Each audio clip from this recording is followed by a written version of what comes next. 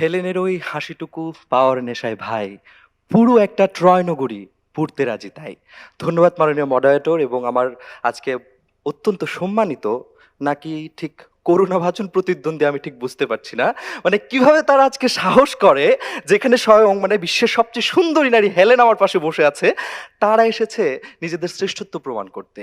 যার সৌন্দর্য কল্পনা করে ডাক্তার ফস্টাস বলেছিল, Helen, sweet Helen, make me immortal with your kiss. তো আজকে আমরা যাদের সাথে বিতর্ক করতে এসেছি, তাদের প্রেমের চেয়ে আমাদের প্রেমটা অনেক বেশি আলাদা।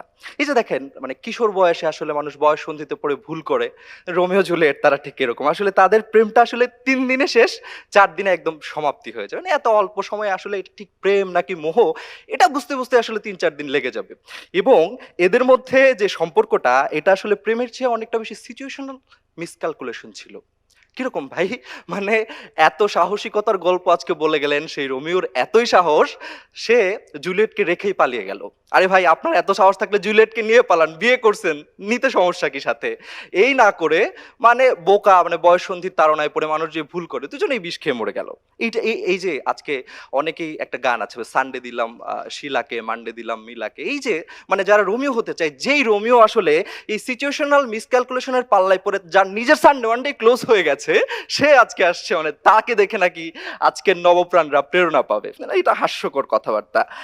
এরপরে আসি, ধরেন এই যে মরুভূমিতে পাথর কুড়ায় কুড়ায় পাগল হয়ে যাচ্ছে ভাই, একটা মানে মানে একটা সাইকোলজিক্যাল ডিসঅর্ডারকে আজকে তারা প্রেম হিসেবে প্রতিষ্ঠা করতে আসছে।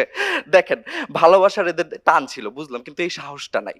দেখেন, আমার হেলেন, যে কিনা স্পার্টার প্রিন্সকে ছেড়ে আমার কাছে চলে আসছে, আজকে আমাদের সেই লাইলির সেই সাহসটা ছিল না। নরফেল তোমাকে বিয়ে করছে, ঠিক আছে ভাই, আর চলে যাও না।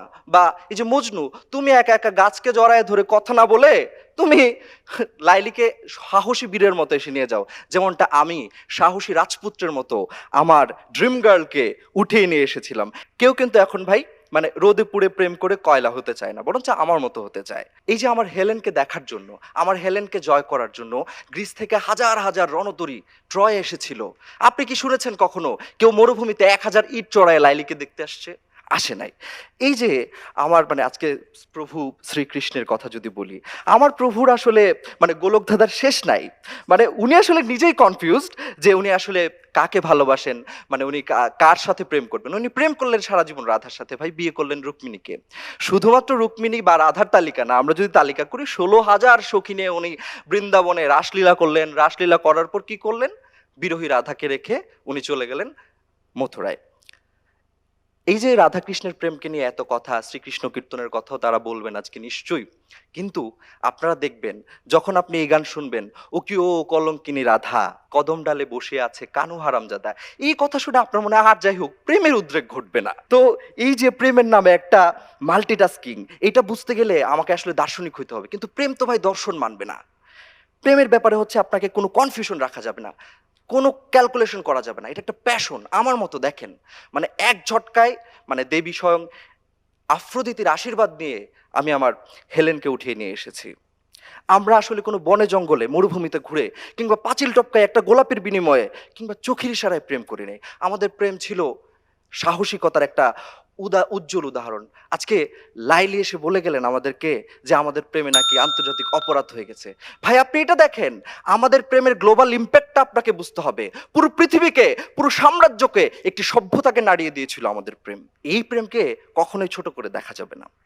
এইখানে অ্যাডভেঞ্চার ছিল, ইতিহাস ছিল। এবং সেই প্রেমকে কল্পনা করে যখন এডগার অ্যালান পো লিখেন যে হেলেন তোমার সৌন্দর্য সেই নাইসিয়ান নৌকার মতো, যে কিনা একজন ক্লান্ত পথিককে সমুদ্রের তীরে নিয়ে যায়। এই যে আজকে রোমিও মারা গেছে ভুল বুঝাবুঝিতে, মজনু পাগলামিতে তো মরেই গেল, মানে প্রেমের অকাল সমাধি হয়ে গেল, যেখানে আসলে আজকে আমাকে অপবাদ দিয়ে গেল যে আমি নাকি সুন্দরী নারীর লোভ সামলাইতে পারি না। ভাই আমাকে এই যে দেখেন অ্যাপল অফ ডিসকর্ড, যেখানে আমি দেবীদের প্রশ্নের উত্তর দিয়ে তাদের আশীর্বাদ নিয়ে আজকে নিজ যোগ্যতায় আমি হেলেনকে অর্জন করেছি, এখানে আপনি আসলে কোনো লোভ দেখবেন না। আমাদের মধ্যে কোনো ইগো ছিল না, যেটা ছিল ভালোবাসা।